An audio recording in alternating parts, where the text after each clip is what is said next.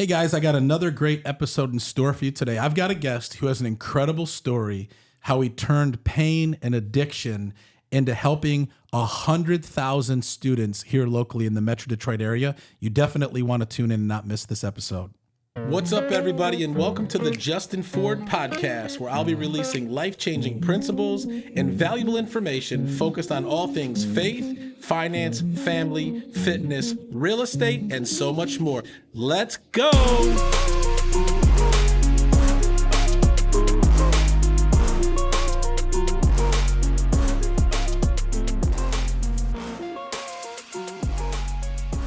What's up, everybody, and welcome back to another episode of the Justin Ford podcast. I'm super excited to be with you here again today, and I hope you've been doing great since the last episode. If you're loving the show, do me a favor. Go ahead and hit the subscribe button here on YouTube or your favorite podcast platform.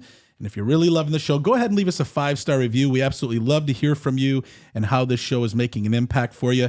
And if you haven't followed me yet on social media, you can at the official Justin Ford. Again, at the official Justin Ford. You can find me on Facebook, Instagram, LinkedIn, TikTok, and also X, and here on YouTube. And definitely would love to connect. I've got an incredible episode in store for you today. But before we get into that, I do want to remind you that this episode is brought to you by my friends over at Nextdoor Lending. Nextdoor Lending is a team of professionals that believe everyone should be treated as if they live next door. The founders and team members have more than 150 years of combined loan experience, helping clients all over the country choose the best loan program to help you accomplish your goals. Nextdoor Lending is currently licensed in over 26 states and has a team of over 100 loan officers specializing in helping you get the best rate and terms. And so whether you're looking to refinance your home or you're looking to purchase your next home, call my friends over at Nextdoor Lending today at 888-885-3667 or visit their website at nextdoorlending.com. Anytime I bring a guest on the show, as you know, it's always because they have a story, they're doing something great, they're making an impact, and I believe every guest that we bring on has something that they're going to share that's going to make an impact on you. So I'm super excited to welcome my friend and my brother, Kenny Spear, to the show. Wow. My man. That. Yes, sir. Welcome to the show. Thank you, brother. You rocked the intro. Thanks, man. Rocked it. I've been doing, I think about, what do we say, Johnny, like 140 times? Yes. Yeah. You nailed it. Getting used to it, man. I'm glad to be here, man. I'm excited for you to be here. It's fun.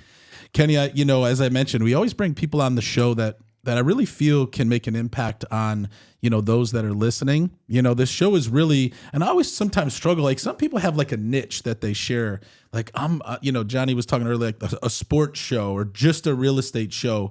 And when I started the podcast, I felt like there's a lot to talk about, you know what I mean? So I didn't want it to keep it one dimensional, but I wanted to talk about a lot of different things, and the pillars: faith, finance, family, fitness, real estate. It's like I call them the 5 pillars.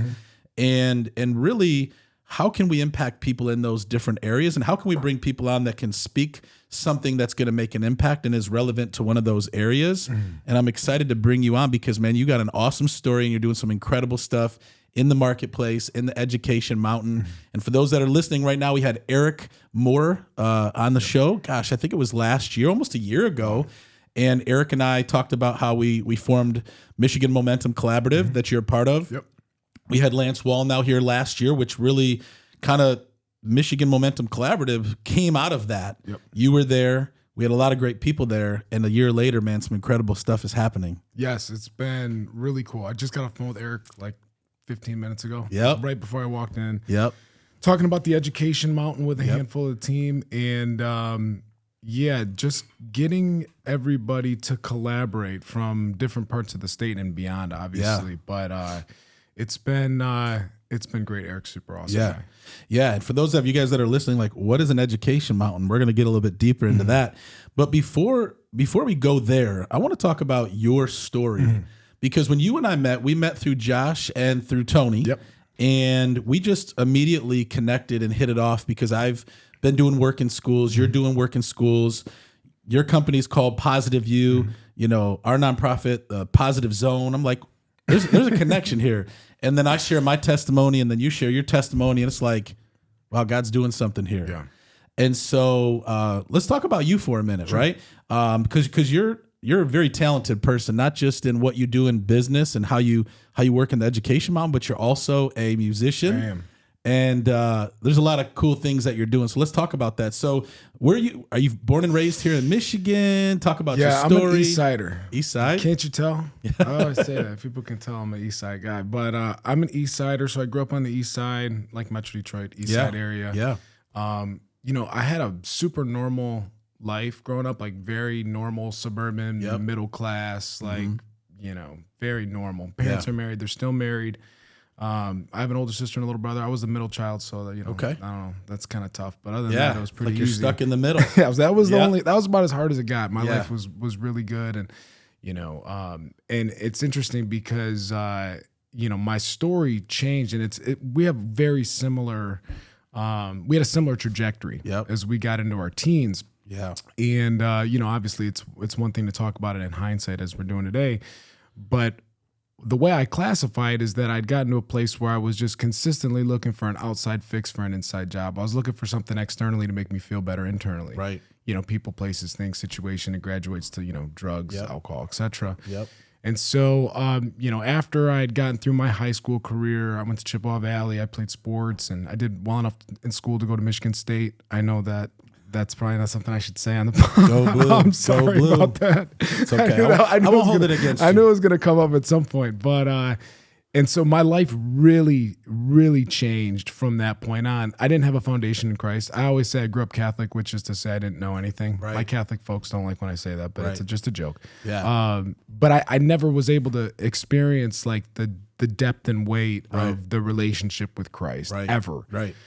And so, I went to Michigan State searching, once again, looking for something externally to make me feel better internally. And so it just graduated into drugs, alcohol, harder prescription drugs. And by my sophomore year at Michigan State, I was completely enslaved to prescription Oxycontin, Vicodin. Yeah. And so that was super, obviously it was something that had taken over my life and had possessed me in a way that was shocking. So, was a criminal, in and out of jail and institutions and all that comes with that. Yeah, it does. Yeah. So, and it's interesting because, when you hear of drug addiction, you usually hear like I was on cocaine, I was on heroin, I was on this, I was on that, I was an alcoholic.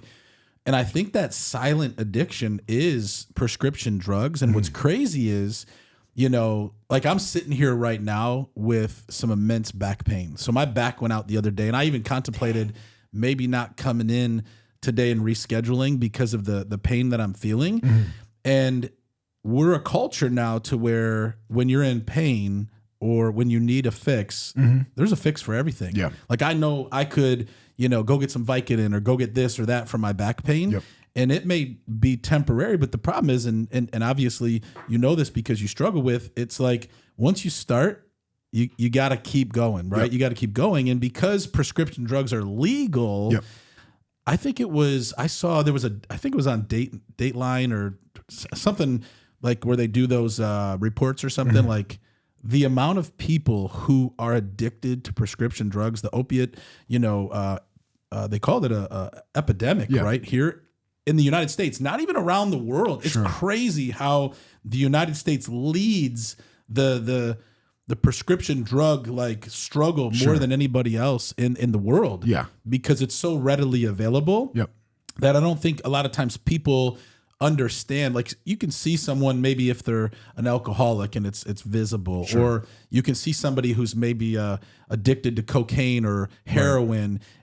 But you never really hear, oh man, that guy's addicted to prescription drugs, because it's almost become a norm that people are on prescription drugs. Well, the interesting thing is that we have a culture that is looking for a physical solution to a spiritual problem. And so that was what was wrong with me, right? Like I wasn't prescribed these drugs because I needed them. I was just looking for a physical solution to a spiritual problem. I didn't feel whole, happy, and healthy. And so once again, I would pursue these things to make myself feel better. It didn't work. Right. Like you mentioned, it never works. It doesn't. And there's like this temporary, maybe hour and a half that, you get there. But obviously after a certain point, you're just using it to feel normal. And so it captured me in that way. But you're right. It is an epidemic. We're the most addicted, depressed, suicidal, and anxious group of people ever to walk the planet. Right. There's going to be over 100,000 people that'll die from an opiate overdose this year alone. That's crazy. And so we have a real mess on our hands. And I do believe, once again, is that we continue to look for something physical to course correct the spiritual problem, but we don't have a problem that is a physical problem. The spiritual problem, and by the way, everybody, and I say this directly to educators, I say this to secular people. Yeah. The idea of the spiritual realm doesn't necessarily need to fall underneath the Christian category, right? People can have whatever flavor they want. I'm a Christian for sure. I believe in the reality of Christ. But what I see is that when we think, we've dispensed with the idea of spiritual solutions. And what I mean by that is the idea of purpose. What is purpose? Where is it? You can't X-ray and find it, right? It's not like you can sign up for it. Right, exactly. Yeah. And it's something you have to discover. Yeah. And it's immaterial, Right. is the idea. It's a spirit, it's immaterial in itself. And then, passion, same thing. Like, you're passionate about certain things. You have a certain proclivity towards certain things. But it's different for you than it is for me and than it is for everybody else. And it's something that you have to discover. Once again, it's immaterial. Or even the idea of just potential, generally speaking. I'm sure somebody's told you before, hey, Justin, you have a lot of potential. Yeah. And what are they talking about? See, we communicate with this as though it's real. Yeah. And then when it comes to solutions, we dispense with the idea of spiritual solutions, generally speaking. And I think, especially within our programming, that's what we're looking to do. Right. Is to be able to talk about the spiritual reality of purpose, passion, potential, things that are immaterial, but I think are the most meaningful and important things that we have. Right. And I love that you said that, because God has a purpose and a plan for all of us. And yet it's hard to find that. It's a lot easier to take a drink. Totally. Or pop a pill. Totally. Or meet this need.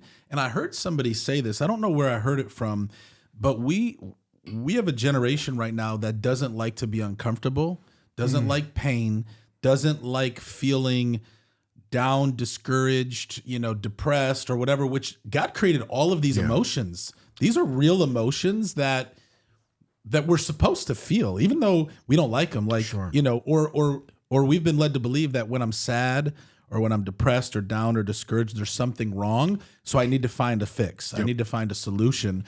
When really these are real emotions that we need to work through and learn how to work through as human beings. But we just, again, there's so much readily available to take that pain away, whether it's an uncomfortable mindset, emotional, whatever, that we're always looking for something. Yeah. Because to discover your purpose, like you said, it takes time. That's a process. Yeah. It's not like it's something you can sign up for.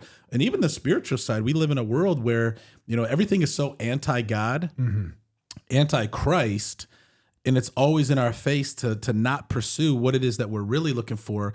Psalms 107:9 became one of my favorite verses when I became a Christian. It says, "For God satisfies the longing soul and fills the hungry soul with goodness."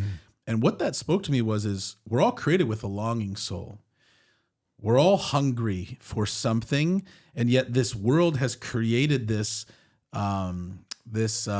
what's the word I'm looking for? It's like a counterfeit. A counterfeit. Right. Yeah. It's like it's not the real thing, but yet that's readily available. So we're constantly grabbing at those things. Cause like for you and like me, I guarantee the first time that you took a prescription drug, if you would have known the path that it was going to take you down, you would have never done it. For sure. I know if I would have known the path that, using drugs and alcohol would have taken me down, I would have never have done it. The guy who's living under the viaduct down the street, who's homeless, who's addicted, would have never picked up that first hit or whatever it was if he knew the path that it would take him down. And that's where that addiction comes in, and the enemy kind of grips us, and all of a sudden we find ourselves stuck. Yeah, no, 100%. And I think that, we have you mentioned this, but we have a generation now, and I spent a lot of time with this generation that is hypersensitive to experiencing lack. So they're hyper aware when they don't feel enough or don't feel good enough, right? And so what do if we don't feel optimal? It's like, well, let me see who's texting me. Let me go on social media. Look for that quick dopamine hit. Yes, exactly. It's just readily in our hands and available. Totally. And I'm so glad that I was out of this generation. Yeah. I'm so glad that I'm like post in some ways. Yeah. And I was able to develop some skills because of some awesome mentorship in my life. But, when I was in college, we didn't even have phones like this. No. I didn't have access to the internet until like after, my whole addiction bout was finished. Yeah. And so my junior year, I dropped out of Michigan State, just totally failed out. I moved back home, and then I'm in and out of abandoned houses on the east side of Detroit. I was staying in a place, they called it the red zone. There was more murders per capita on this side of the city than anywhere else. Yeah. And I was staying with a crackhead named Dreads and some guy named Tat, and we just called him Tat because he had tattoos all over his face. His name was Justin, too, also. Great name. Great name. Yep. And, he had a spider skull tattooed to his cheek. He had an anchor tattooed to the side of his head. This is my favorite one. I always tell the kids. He had "Pray Hard" tattooed to his eyelids, Prey. Really wild guy, right? Yeah. And so, once again, my desire to look for an outside fix for an inside job had gotten me to a place where, I'm hardwiring the electrical from outside to get a lamp to work in a house that's abandoned and, doing drugs, robbing, hurting people, like just total chaos, total chaos. And that happened. That was on and off for a while. And then October 24th, 2012, I'd call my dad, which wasn't the first time that I'd called him to try to, hey, I'm ready to change type thing. Yep. But it was the last. And so October 24th, 2012 was the last day that I've taken a mood or mind altering substance. So I don't drink, I don't smoke. The only reason that that's happened, and I don't say that because like I'm such a righteous person, it's literally just being totally spared by grace. And then the Lord, like bringing people into my life, to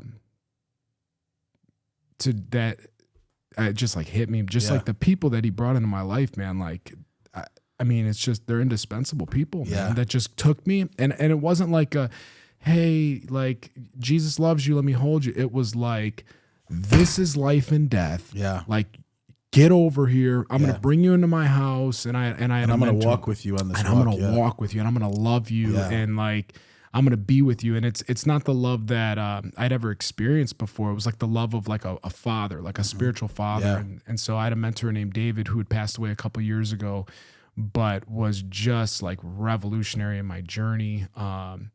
He'd been sober for like 36 years. He was like an out and out alcoholic who ended up becoming a really successful business guy, really wonderful person. But just had me at his house on Monday nights and fed me and and he was the kind of guy, and he was hard, like really hard on me. Yeah. And I needed somebody to get through to me because I was messed up. But, as an example, and I use this one all the time, I'd call him and be like, hey, David, how are you? And this was early on in my recovery. And he would say, don't ask me how I'm doing. This is about you. This is life and death for you, dude. I got a sponsor. Yeah. I'm here to talk to you. I'm not here to be your buddy. Yeah. You're going to die, dog. Like, you need this. Yeah. So he was real. He was real, dude. And I'm sure that's what you needed. It was so You didn't need a buddy. I didn't need a buddy. Yeah. That was what I did my whole life. I was like, I'm going to be a buddy to everybody, and I'm going to try to use my charisma to try to sway things in my advantage. And he was like, dude, save that, dog. Like, you don't, like, he would hang up on me, right? Yeah. But I mean, it was just the beginning of my journey. This October will be 12 years since all this chaos, but congratulations, bro. Yeah, praise God. You, so it's totally a gift from the Lord. But it's really inspired me to, once again, if somebody as sick as I was could make it back from the depths, then the idea is that anybody could do that. Yeah. So that's so powerful, man. And unfortunately, some people don't make it. Right. And that. I'm sure you've lost people along the way. I know I have tons lost people along the way. And what was it that finally brought you to that place where you said enough's enough for the final time? Because I know that you said you thought you had gotten there before, right? You probably went into rehabs or asked for help and all that, but just went back because that was how it was for me. Yep. Like you'd come off a bender, you'd be just depressed and down in the dumps, and you're like, I'm ready to change, but then you didn't. Right. What was it about that one time where you're just like, I'm done? Man, like I'd mentioned earlier, I'm a firm believer that most people don't change when they see the light; they change when they feel the heat. Yeah. And the heat was turned up. Being broke, alone, sad. All of those things, terrified, filled with fear and angst, worry, doubt.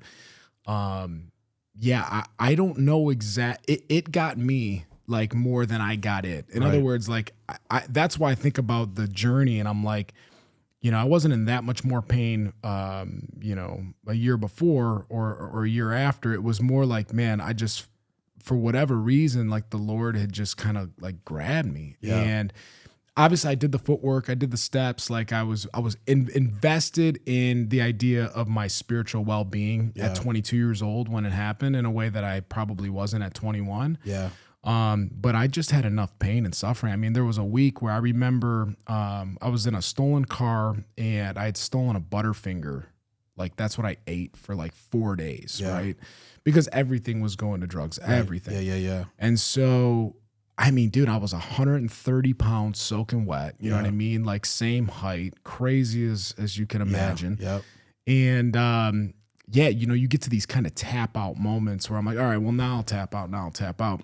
But there was this, that was the initial piece, the tap out. And then there was treatment followed it. And then there was this overall surrender where it was like, I remember being on my knees, and I remember like my parents didn't want anything to do with me. I'd already like hurt them tremendously. My siblings were like, I love you, but we can't even be around you. You're nuts. Right. Friends, nobody. And I remember being on my knees, and I remember like praying to a God that I definitely didn't believe in at the time. Right. And I was like, if you don't do something, like if you don't do this, then I'm done. And the interesting thing is, I tell this to people all the time, you don't realize how present God is until he's the only thing you have left. Oh, that's good. And so I just had that awakening, man. And I remember this was a moment that I think was cool. And at the time, and this was I'd gotten sober October 24th, 2012. I called my dad. My dad let me sleep in his minivan for a week as I waited to go to treatment on November 1st. I had a week wait. Yeah. But my parents wouldn't let me in their house because I was so crazy. Yeah, you burnt that bridge. I burnt that bridge. But my dad's like, I'll let you sleep in the back of my dirty catering minivan. Yeah. So I would sleep there, and it was cold. But I was going there, and then my dad at the time, I was serving at a restaurant. And so, trying to make some extra money. And this was wild because October 31st rolls around, which was Halloween. Which was my birthday. Is it really? Yeah. Oh my gosh, what a great day. Yes, sir. So this specific day, it was a Wednesday, October 31st. This was in 2012. I go to the restaurant to serve. It was a random day. And I get a call. Actually, my dad gets a call from the treatment center I'm supposed to go in the next day and says, hey, we thought we'd be able to pay your entire way, but CARE's only going to be able to pay a certain amount. Therefore, you're going to have to pay $5 a day for your stay here at Sacred Heart. Yeah. And I could see it in my dad's face. Like, we didn't come from a ton of money. I'd already burned him like so much. He'd already given everything to me and helped me out for years. Right. And I could see this, like, his countenance change, right? And at the time, I'm like 5 days sober. I'm still kind of bogue. But I just see my dad's face of like, oh my gosh. And I was thinking, and I said this in my heart. I was like, Lord, I didn't know the Lord, but I said this to myself. So it was like, please help me pay my own way so my dad doesn't have to come out of pocket again. Right. So I go in, it's BOGO night. It's buy one, get one entree. I go in, I start serving. I'm doing my thing. It's just a random Wednesday, whatever. I know I'm going to treatment the next day. And I remember at the end of the night, I get my cash out slip, and I got to go to the bartender, and I tip them out. And I go to the bus boy, we tip them out. And I'm looking down, and I have a $100 bill and a $5 bill right in front of me. Yeah. And I went for 21 days, $5 a day. I had $105, not 104 and change, not 106, not 109. The exact number you needed. Exactly. And I felt for the first time that somebody was hearing me. Yeah. And it was a revelatory experience in a way where I thought, oh my God, maybe that would work. Maybe this is real. Yeah. I didn't know anything of it. Right. And so I was able to give that to my dad and say, hey, this is going to pay my way. And then the next day I went into treatment, and I went there just searching. I'm like, I want that experience again, Yeah. And one of the things that we teach in our curriculum that's like super important, that was really profound in my life, is that it's not about saying no to drugs and alcohol. It's about giving yourself something. I'll say this again. Maybe we'll cut it and we'll say it. No, you're good. You're good. No. Hey, this is we're real raw. Let's go. It's not about saying no to bad decisions. It's about having something better to say yes to. There you go. That's the idea. That's it. And so I found something better. I found a sufficient substitute, something that announced itself as more meaningful. That's really good. And that was kind of the beginning of the transformation. Wow, that's awesome. Yeah. And it's amazing how God does that. I mean, I've heard the stories of somebody, sitting there saying, that they're about to commit suicide, and they just again, not even believing in God, but they just make one like cry out, God, if you're real, and you can stop this from happening. So and then they get a phone call or something like out of the ordinary happens to where now they've woke up. Yeah. Now they're like, wow, like God is real. Or there must be something out there. And then it takes you on this pursuit of desiring that. Yep. And I love how God did that for you, because he did that for me so many times along the way, to where you just can't deny, his goodness and his love for us. And so that day you go into treatment, and you start to change your life, right? This was 12 years ago. Yep. And when did you start to discover your purpose? And really start to realize that there was a generation that needed what you carry, and how did you, and what came out of that with Positive You? Yeah. So when I had gotten out of treatment, I've always been a music guy. I taught myself how to play guitar. Yep. Love music. I always, was really interested in that. And so I ended up going back to school through Macomb, through the University Center at Wayne State for performing arts and jazz guitar. Yeah. So I was like, I'm going to do this. I'd had a mentor, someone who poured into my life. And once again, I needed to find something to say yes to, and something that would offset some of the challenges, and something that I found meaningful. And so I was going to school for music. And then I started like getting gigs. And I noticed that as I was gigging, nobody was like, hey, let me see your degree. They're like, can you jam? Yeah. And so I was doing that for a while. I started making some money doing that. And I really enjoyed that experience. And I still play like all the time. I'm still able to like gig out. I was at Grosse Pointe Yacht Club a couple weeks ago, and I just really enjoy playing. It's so much fun. I was thinking next time we do a podcast, I'll bring the guitar and we'll jam together. Seriously, we'll have a good time. Well, you'll be the one jamming, because I don't know how to do that, but I can jam with you, bro. Yeah, you'll jam. I'll just jam along. We'll have some fun with it. Yeah, but it was, so I started working for a couple different organizations. I was working for a company called Families Against Narcotics, which was based out of Fraser, kind of built into a recovery community at the time. I was also the director of a company called the Regional Youth Initiative, and then I was an outreach and developments coordinator for the Alliance Coalitions for Healthy Communities in Oakland County. So I had all this experience of like trying to serve and doing a lot of similar stuff that you were doing, like speaking to kids, trying to connect with the story, like trying to make an impact. And what I noticed is that as I was doing all these things, I would go and see these kids once and I never see them again. Right. And so although there was like a refractory period of, maybe 4 days of like, wow, that was nice, I wasn't there. So like that was it. And so I move on, and it wasn't until like 2017 where I thought to myself, but there needs to be more. We need to do something else, because I could see, and by the way, the trend of the mental health disorders have almost quadrupled in the last 30 years. Yeah. So this trend has been rising even pre-COVID, and then COVID just like exploded in a way where we're the mess we're in now. But even pre-COVID, I was thinking there has to be something more. And so the Lord had spoke to me about, how are we going to get this information? He said, they're not going to let you through the front door. You have to figure out a way to go through the back door. Right. And so at the time now, I'm 5 years sober. I'm connected with the Lord. I'm like with him. Yeah. I've had such an awesome time. At the time, I was engaged to my wife, my now wife. And I remember like having this idea of, hey, let's try this. Right. And so we piloted at Powell Middle School in Romeo with about 600 kids in 2017. Wow.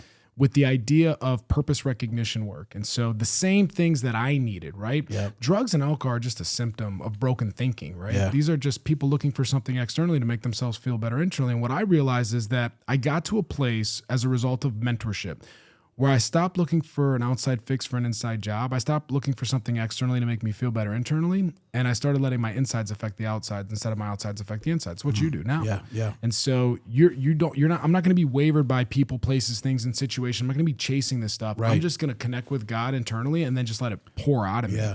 And so once I started to become that, because eyes are better witnesses than ears, then I could be a living example of that. Right. And we built the curriculum around that idea, which is, let's do some purpose recognition work. Yep. It's not about saying don't be on your phone, don't smoke weed. There was a Just Say No slogan for so long. I remember that. Yeah. And with so Dare, right? With Dare. Yeah. And so we flipped it on its head. It's not about saying no. We want to find something to say yes to. That's so good. That would be so much better for you. Yeah. And that's really kind of the heart of the work. And so we started in 2017, and now we've seen well over 100,000 students in the last 8 years. Wow. And so it's been a lot of fun. That's amazing. And I love that too, because I think it's in our human nature, right? Our sin nature, to look for those external things, because what is sin, right? It's looking to have needs met outside of God. Yeah. But what's great is, even though you can't, like you said, go through the front door talking about, how to find God's purpose in your life, you can still discover purpose, meaning, fulfillment, without even having to share biblical words. And yet at the same time, God can still show up in that and still make an impact through you. Because I've seen that even in schools I've been into, where everything that we did with the Champions Challenge and the Positive Zone was all biblical principles without having to use biblical words. And that begins to cause a student or a person to pursue this path, kind of like you went down, that I went down, to be looking and discovering more, right? And in that path, God meets you there, and just like He found you, He found me. Sure. And that's powerful, man. So 100,000 students, God's using you in a big way. How did that morph into what it is today? Positive You. And what is the vision and the goal of Positive You, moving forward, and why Positive You? Like, what's the purpose behind it, and how did you find that, your purpose in that? You know what I mean? To serve and to help this generation. Yeah. I think about the example of Christ, and the example of Christ, the reality and in principle, is the idea that Christ takes on all of everything, all the pain and suffering, so that I can walk free. Yep. And, that was and it's really been my heart behind what we're doing now, is like, it's not easy to tell people that, you know, hey, let me show you all my scars. Let me show you every place that I've fallen short, you know? But in it, I get to be an imitator of Christ. Right. And what that means is, when I'm at the schools sharing and loving people, it's like, let me take this burden for you. Let me carry the suffering for you. Let me tell you that I'll take this. And let me walk with you like someone walked with you. For sure. Yeah. For sure. And so, now they get an opportunity to say, hey, you don't even have, I've done all the research for you. Yeah. I got the evidence. I know what it's like to do this bad stuff. I know what it's like to not. Yep. And so it's pretty clear. And so to be able to take on that burden for people has been powerful. And I think that the message really resonates. And I think the other piece is, like we'd mentioned, dude, people are hungry, man. Yeah. Like you had said, everybody's searching right now. now. Dude, we're searching. And it comes out of the gap of not having a sufficient substitute. Like if I don't know anything that holds enough depth and weight outside of Christ to help me. And there's nothing. There is nothing that I found. Yeah. Maybe other people can find different things. I don't know. Yeah. But certainly for me in my house, like I don't have a better option, man. Like this is it. This is it. You know? Yeah. So, and that's so good, because again, Psalms 107:9, going back to that, God satisfies the longing soul, which just means we were all born with a longing soul. Every human being is searching for something more. Yeah.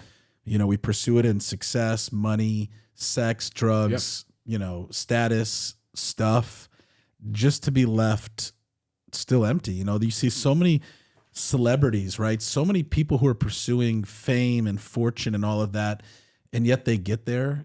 And this is the scary thing. Like, you're on this whole path, your whole life, you're like, if I just get there, it's going to solve everything. Yeah. And then you get there and you realize this isn't it. Yeah. This is why you see a lot of times, and it's not just celebrities, but people who have everything on the outside committing suicide. Oh, yeah. Overdosing on drugs, like it's a privilege of the upper class. Right. It's actually more prominent in that mid-50s white male, wealthy, that are committing more suicide than anybody. Because you get there and you're like, I've got everything this world has to offer, but I'm broken, I'm empty, I'm lonely, I'm depressed, and I can't find it. Yeah. Money can't buy it, And that's why when you find it, it's like finding the hidden prize, right? That Christ offers, yet you can have nothing externally, but have everything on the inside that he has to offer, which is amazing. And so obviously you've worked with 100,000 students, now we're connected, right? You're a part of MMC. And for those that were listening in the beginning, when we started to talk about the education mountain, Lance Wallnow, Bill Bright, and Lauren Cunningham have all been teaching on, this 7 mountains, this 7 pillars, these mind molders that shape culture, right? You have the education mountain, the business mountain, the government mountain, the family mountain, the religion mountain, and then arts, entertainment, and media. Yep. And these mountains or these pillars shape culture, right? And even when you kind of take a step back and you look at all of these things, even if you don't understand Christianity or you're not even, understanding what we're talking about with mountains, you can say like education is one of the biggest influences to shape someone's perception or mindset from like kindergarten, right? And even when you look at your kid is with their teachers and their school pretty much more than they are with you. And that has, unless you're intentional about what you're teaching your kids, they're teaching your kids. Yep. We've been around for millions of years, right? Dinosaur, like all the stuff, sure. Right? Everything. Big Bang, there's no God, all this stuff. And now it's even more, right? Sure. Now you have this woke message. Sure. You have all this stuff that's now being taught in schools. Yep. Kids are confused. Totally. Right? There's this whole message being shoved down kids' throats. And that's what we mean by these mountains are the things that shape culture, right? We've got arts, entertainment, media, social media shoved down your throat, right? Religion, right? Yeah. Shoved down your throat in a lot of wrong ways, right? Family mountain, even the definition of what a family is has been, they're trying to change what that even means, right? And then you have the marketplace and you have, government. We see that. And it's like these 7 pillars and mountains shape the outcome of culture. Totally. And so we came together last year and formed the Michigan Momentum Collaborative, also known as MMC, where I believe every single person in the church has been assigned to one of these 7 places. And I know growing up, I thought ministry was just, okay, you got to be a pastor. Right. You got to be an evangelist. You've got to, be a deacon. And ministry was in the church, right? And then I found that my ministry was in the marketplace. Reaching people outside of the church that may never come inside of a church that I can bring the kingdom to. And like you said, really love on people, impact people, and meet them where they are. And education is one of them. And that's the mountain that God is really using you in. And so we've formed almost this committee or this group of educators from all over the state of Michigan, like you said, superintendents, principals, people like yourself who are in working with students, and God is doing something, because as a people, we've relied on government to be the solution. We have a huge election coming up, one that I believe is going to really determine where our nation goes from here. It's crazy. Yeah. And it's going to be crazy either way. Whoever wins, it's going to be crazy. But it's never going to be the government that has the solution. It's never going to be, a school that has the solution. Right. It's the church. Sure. And I believe that God is raising people up like you, like me, like others, to go into these mountains and bring the kingdom, bring impact, bring transformation. And we don't even, like you said, have to use biblical words. We don't have to go through the front door and say, hey, we're here to preach. But when the door's opened and we walk in obedience and what God has called us to do, and we invite him in, he's the one that brings the transformation. Yeah. He's the one that brings the change, right? And so what is the bigger picture for what you see, God using you to do through Positive You? Because you're doing a lot here in Michigan. Are you outside of Michigan yet? We just work with a new school in Bedford, which is like right on the border of Ohio and Michigan. Yep. It's really in the next 18 months, we'll probably expand outside of Michigan. I love it. But I would say, what I wanted to just mention this about, the church's role. Yeah. Because I have something to say about the church. Yeah. And I have something to say to the church. Yeah. And by the way, my mouth's closer to my ears than that anyone else. So I might tell myself the same thing. Yeah. Which is, the church, there absolutely has to be equipped to get into the marketplace. 100%. 1,000%. That's going to be the next step. But what I want the church to do initially, and this is something that I'm called to do, is put down the magnifying glass and pick up the mirror. Yeah. Like, stop looking at what needs to be changed in everybody else. There's enough evil in the church's heart that we need to figure that out first. 100%. And so when we can do that effectively on an individual basis, not in group think, not in like, let's do this with a whole team, but just a ton of individual people, that are willing to put down the magnifying glass, pick up the mirror, start confronting the evil in your own heart, Right. Start 100%. doing your own inventory a little bit. It has to start there. It is. Yeah. And then what ends up happening as a result of that, the transformation takes place, and then it doesn't matter what I say, man. It matters what people see. Right, 100%. Like eyes are better witnesses than ears. Yeah. And it's the same with you. Like I'm here and God's connecting me with the best people around the world because of just the course he has me on. And it's like, I know you, man. I haven't talked to you in probably, 3-6 months or something. We've connected every once in a while, but I'm like, I know you. Yeah, like, absolutely. you don't even have to say anything, and I can see it in you. And so I think the first step of the church is to be able to take their inventory and become the information. Yeah. Not talk about it, man. Right. It's like become the information. Yeah. And so as I become the information, and as we train people on our staff to go into the schools, it's like I tell them, this is for you, man. It's not about what you need to go teach kids and how you're going to make everybody better and blah, blah, blah. Yeah. I'm like, dude, if you can do this for you, the impact is infinite. Oh, absolutely. And it can expand in a way that can radiate far beyond anything we can imagine. Yeah. And so that's the first step. And then as a result of that, I go into these schools, man, and I'm in the warfare. Yeah. I'm in schools that if the general public knew what the school was like, people would try to shut it down because it's so insane. Yeah. It's so insane. Right. It's shocking in a lot of ways. Yeah. And the absolute degradation and desperation of some of the young people that I have to sit with is so shocking. Yeah. And for me, I'm not going in there like we talked about and saying like, hey, if you don't accept the Lord, you're doomed. Yeah. No. They're already doomed. Yeah. And by the way, that is the case. Yeah. You can see it at scale, and the data proves that out, Yeah. In 2022, the American Psychological Association declared that we are in what's known as a child mental health crisis. It's a term that nobody's heard before, mostly because it's never existed until now. Right. And so I'm there in front of these kids, and I'm like, we need to we don't have a paper problem. We don't have an information problem. We have a people problem. We need more people who are living example of Christ to go into the schools. And I'm just like sitting with people. I'll sit with the kid who's confused about their gender, confused about life, or, addicted to certain things, or doesn't have a father, or their dad's dead, or whatever it is. And I'm just like, dude, I just want to love you and like, how are you? And that's all they're looking for. That's all they need. Yeah. Just like you, when that mentor came into your life, For sure. he just loved on you. For sure. Yeah. It's powerful. Yeah, and so one of the things that I'm passionate about, and this is within our curriculum, and it's one of our core principles, is that we don't provide just paper, we provide people. Yeah. And so we have so much information. We have an excess of information. The kids are overloaded and inundated with information. We have all the paper. Right. We just need more people. We need people who are going to be equipped to love others. Yeah.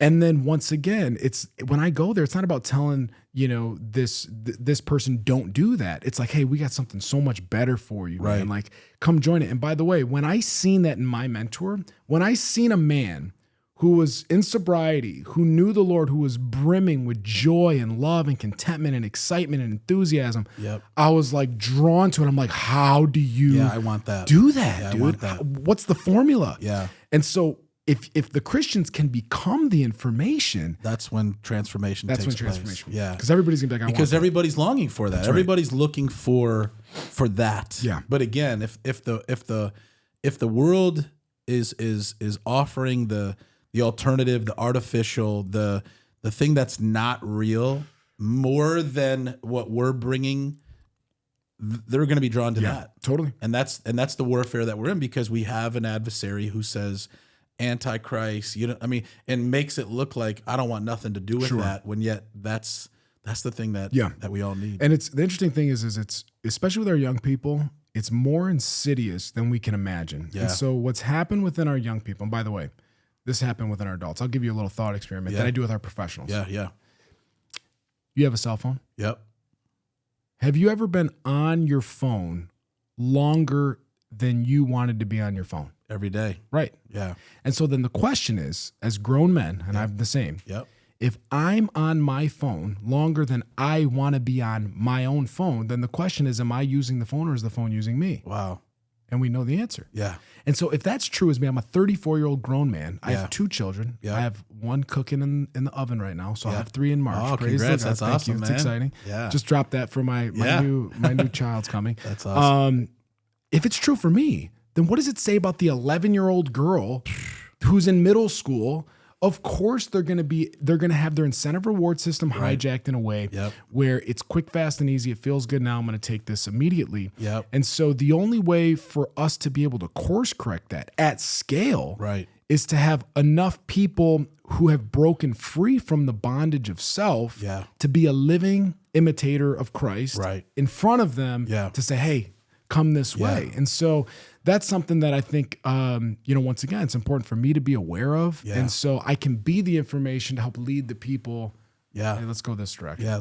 Here's another path. Yes. But if all everybody knows is one path, surely that's the path people are going to go down. For sure. And it's the easiest one, right? It's the easiest one. And by the way, we're not too far away. I think we're within the next 5 years. And I think it's happening now. We're already in a place where society is going to get to the place, and it'll be in the next 5-10 years. Unfortunately, it's going to have to be as a result of a bunch of young people dying or being, put in mental institutions. Right.